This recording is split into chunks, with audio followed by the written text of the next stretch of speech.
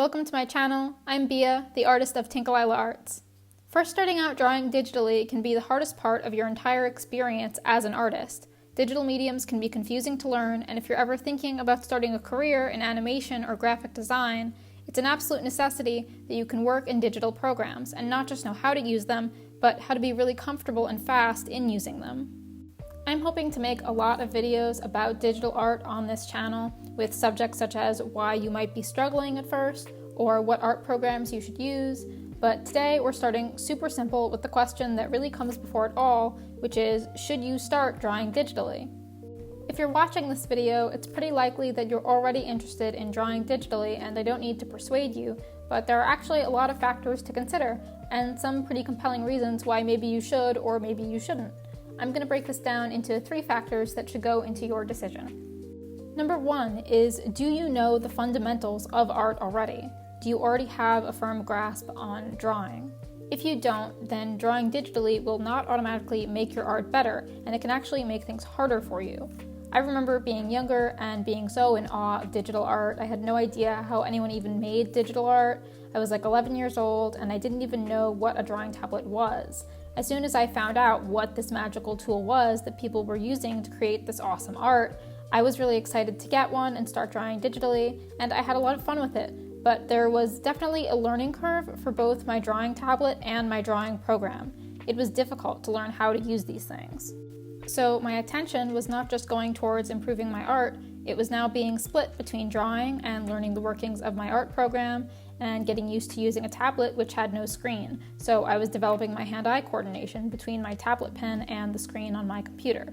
If my goal here was to just become a better artist and make more skillful looking art, I was totally failing at this point because I was busy learning a million other new things. There are a lot of things we take for granted when drawing traditionally that can irritate us and distract us when we first start drawing digitally, and this can be really overwhelming when you're struggling to draw and also struggling to work with the program.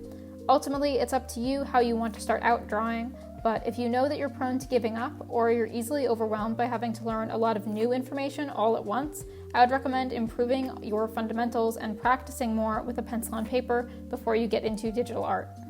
The second factor here is what I'll call materials and finances. This is about the stuff you have and don't have, and whether you have the money to buy it. To draw digitally, what you need is some sort of drawing tablet device. My first drawing tablet was a Wacom bamboo drawing tablet. It had no screen, it plugged into a laptop, and you used the stylus pen by hovering it over the tablet and making contact with the tablet surface to draw a line. This is comparable to the way a mouse works in that you're looking at your computer screen, not the device, and you have to develop hand-eye coordination to use it well. This is one kind of drawing tablet. The other kind is anything with a screen on the device. This may be an iPad, which is super common these days, or it can be a tablet that does not run independently and plugs into your computer, so you have both the screen on your computer and this device. This is kind of industry standard and what you will most often see in animation studios.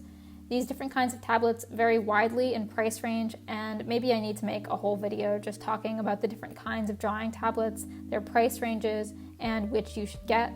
But whichever you choose, the important thing is that you have one, and you're not trying to use something that isn't made for drawing. I have seen so many people who see digital art, are excited to try it out, and either realize they don't have the materials or don't even know yet what the materials are, and then they will try to draw in a drawing program using a mouse or a trackpad. This is very difficult and most of the time just doesn't look good. I have seen some artists that really do make it work and can make awesome looking art with a mouse, but most of the time that's not how it goes. If you don't have a tablet and you don't have means to buy a drawing tablet right now, I recommend just waiting until you can before you start drawing digitally. Trying to draw with a mouse or a trackpad is frustrating, and it's just not fair to compare your drawings that you made with a mouse to other artists who have a drawing tablet. It will make you feel bad even though it's not a level playing field. The third factor that I want to talk about is convenience. Is digital drawing going to be more or less convenient for you? When you're practicing art, you want to be able to just start drawing when you get some inspiration wherever you are. And digital art can mesh well or not so well with different people's lives. Maybe carrying around an iPad and whipping it out to start drawing digitally wherever you are sounds like a dream to you, or maybe it doesn't, and you hate the idea of lugging around a big piece of technology. you have to remember to keep charged, and you'd much rather have a little sketchbook. If your tablet isn't a standalone device and needs to be plugged into a computer, that's a whole nother problem. When I only had a tablet that plugged into a computer rather than an iPad, I was often annoyed that I couldn't have my digital drawing tool with me, and I had to wait until I got home to make digital art. Basically, consider when you will actually use your digital drawing device, how often, and where you will want to use it. This should help you pick which one is best for you. If a digital drawing tool sounds like it will help your workflow and help you make more art, then go for it. But if it sounds like a hassle to you, or like you might not actually use it that much, then it might just not be for you. Or maybe you need to develop a different way to incorporate it into your process.